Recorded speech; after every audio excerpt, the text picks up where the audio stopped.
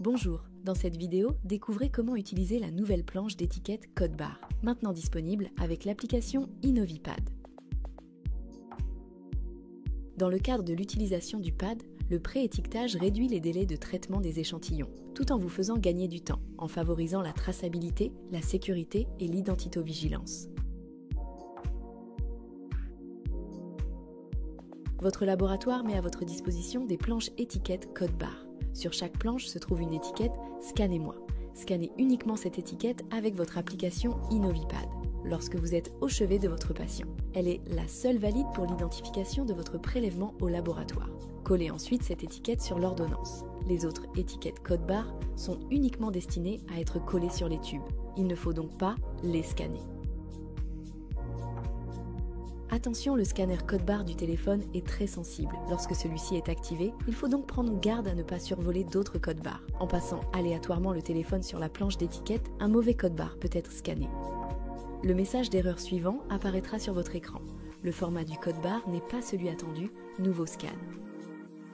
Pour éviter cette situation, scannez le code barre en survolant la feuille par le haut.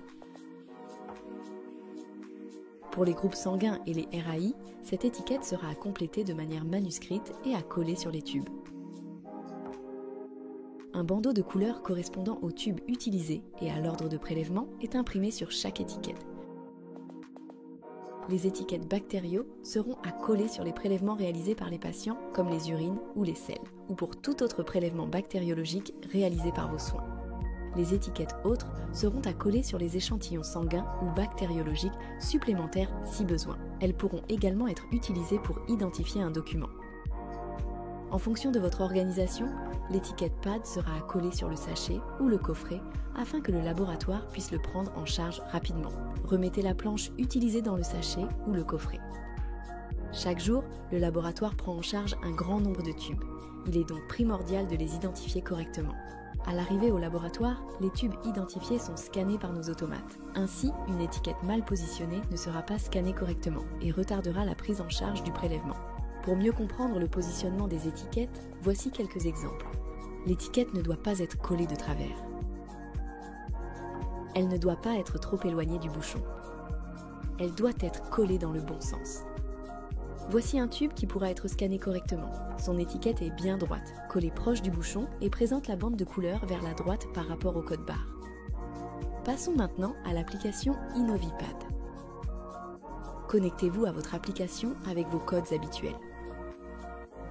Recherchez votre patient avec sa date de naissance, puis sélectionnez-le. Complétez et renseignez les informations telles qu'elles vous ont été expliquées par votre délégué à l'information médicale lors de votre formation. Photographiez l'ordonnance et saisissez les tubes prélevés. Vous pouvez si besoin ajouter d'éventuels traitements. Cliquez sur « Pré-étiquetage dossier » et scannez votre code barre comme expliqué précédemment. Afin de vérifier que le scan de l'étiquette pad a bien été associé à votre dossier, assurez-vous que le numéro noté sur l'étiquette est identique à celui qui apparaît sur l'application. Si vous constatez une erreur, supprimez le numéro de code barre avec la croix et recommencez.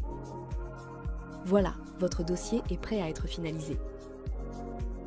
Nous espérons que ce tuto vous aura permis de bien comprendre l'utilisation du pré-étiquetage avec l'application Innovipad. Si vous avez des questions, n'hésitez pas à vous rapprocher de votre délégué à l'information médicale.